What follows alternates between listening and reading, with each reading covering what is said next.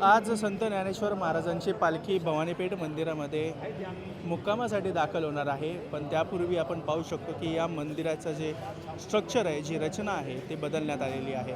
हे मंदिर अगदी काही 4 भिंतींमध्ये छोटं मंदिर होतं, मात्र आता याच्यात बदल करून हे मंदिर मोठं करण्यात आलेलं आहे, जेणेकरून भाविकांना दर्शनासाठी कुठलीही अडचण येऊ नये आणि वारकरी हे पादुकांचं दर्शन घेऊन आपल्या मार्गस्थ व्हावे, यासाठी हे सगळी व्यवस्था करण्यात आलेली आहे। पुणे महानगरपालिकेने यावर्षी प्रस्ताव ठेवण्यात आला होता की संत ज्ञानेश्वर महाराजांची पालखी जी आळंदीवर नाही तर ती मोकळ्या मैदानात कुठेतरी ठेवण्यात यावी, जेणेकरून सगळ्या भाविकांना योग्य ते दर्शन घेता येईल, कुठेही अडचण होणार नाही। परंतु हा प्रस्ताव ला विरोध सगळ्या इथल्या विश्वस्तांनी केला, कारण जी परंपरा वर्षानुवर्ष चालू आहे ती चालूच राहावी, म्हणूनच ह्या सगळ्याचा विचार करून भवानीपेठ मंदिरच्या प्रशासकीय व्यवस्थेमध्ये तसंच या विश्वस्तांनी बदल केलेले आहे।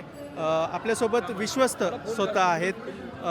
काय सांगाल दादा, ह्या मंदिरामध्ये व्यवस्था सगळी बदल करण्यात आलेली आहे?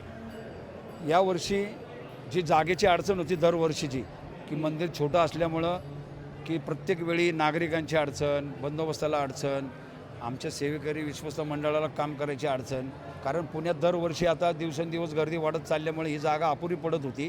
म्हणून आम्ही शासनाकडं मुख्यमंत्री साहेब असेल, उपमुख्यमंत्री साहेब असेल, पालकमंत्री असतील, महापालिका आयुक्त असतील किंवा विभागीय आयुक्त असतील, कलेक्टर असतील, यांना आम्ही निवेदनं देऊन की बाबा महाराष्ट्र शासनाच्या धोरणानुसार जिथं जिथं पालखी तळाच्या जागा आहेत त्या जागा खरेदी करून त्या विकसित करून पालखी तळासाठी सुसज्ज करायचे असं त्यांचं धोरण आहे। त्यामुळे आम्ही हे पत्रक निवेदन दिल्यामुळे त्यांनी हे मान्य केलं आणि त्यांनी तातडीने ह्या वर्षीच्या बजेटमध्ये पुणे महानगरपालिकेला निधी टाकण्यास सांगितलं। त्यांनी जवळजवळ 7-10 कोटी निधी टाकलेला आहे। त्या माध्यमातून त्या निधीच्या माध्यमातून ही एक 1224 आणि 1227 अशा 2 प्रॉपर्टी ताब्यात घेतलेल्या आहेत। अजून त्यांच्या म्हणण्यानुसार अजून एक प्रॉपर्टी येणार आहे त्यासाठी, परंतु पालखी सोहळा जवळ असल्यामुळं ती ज्या प्रॉपर्टी येणार आहे तिची आत्ता पूर्तता थांबवलेली आहे आणि हे पालखी तळ मोठं करून पुणे महानगरपालिकेच्या वरिष्ठ अधिकाऱ्यांनी आयुक्ताच्या लेवल पातळीने त्यांनी हे आम्हाला आत्ता ही सध्याची जागा ही उपलब्ध करून दिलेली आहे। नक्कीच आपण पाहू शकतो की मोठी जागा इथे आता उपलब्ध झालेली आहे, परंतु आता पालखी दरवर्षी ज्या ठिकाणी असते तिथेच असणार का, काय बदल नाही? पालखीची जागा थोडी, कारण मंदिराचं छोटं असल्यामुळं पोलिसांच्या प्रशासनाच्या चर्चेत आम्ही विश्वस्त महापालिकेचे पदाधिकारी आणि स्थानिक नगरसेवक असतील त्यांच्या माध्यमातून आम्ही थोडी पालखी जे रुंद झाले 40 फूट, जे 17 फुटात पालखी ठेवत होती आता आम्ही आता 40 फुटात ठेवते, म्हणजे जेणेकरून मुखदर्शन असेल, लाईन असेल, दर्शन बारी असेल, यांना व्यवस्थित दर्शन मिळेल या हिशोबाने आम्ही आता इथली नियोजन केलेलं आहे। बरं, म्हणजे सुसज्ज तयारी आणि तुमची पण पूर्वतयारी पूर्ण झालेली आहे? हो, आमची तयारी, सर्व पोलीस प्रशासनाची तयारी, सुरक्षेची तयारी, CCTV कॅमेऱ्याची व्यवस्था केली पुणे महानगरपालिकेने। त्यामुळे हा सोहळा आता कुठलाही अनुचित प्रकार न होता चांगल्या पद्धतीने पार पाडून पंढरपूरकडं वारीला, म्हणजे या वर्षीच्या वारीला पंढरपूरकडं कसं रवाना करता येईल ते सर्व भाविकांच्या दृष्टीने आम्हाला सोयीस्कर जाणार आहे। नक्कीच, तर आपण पाहू शकतो यावर्षीचा बदल म्हणजे सर्व भाविकांना विनम्र आवाहन करण्यात येते की पुरुषांची बारी आणि महिलांची बारी या दोन्ही लाईन ज्या आहेत त्या डावरे चौकात म्हणजे बुर्डी पुलाच्या दिशेने मंदिरामध्ये येतील।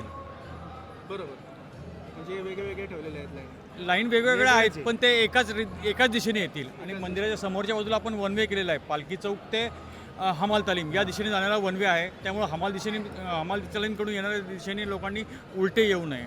बरं, असं आवाहन या विश्वस्तांकडनं केलं गेलेलं आहे। सर्व व्यवस्था आणि आपण पाहू शकतो की मंदिरात झालेला हा बदल संत तुकाराम महाराजांच्या पालखीसाठी केलेला आहे। या पालखीचा पादुकाचं दर्शन घेण्यासाठी भाविकांची मोठी रीघ या मंदिर परिसरात असते।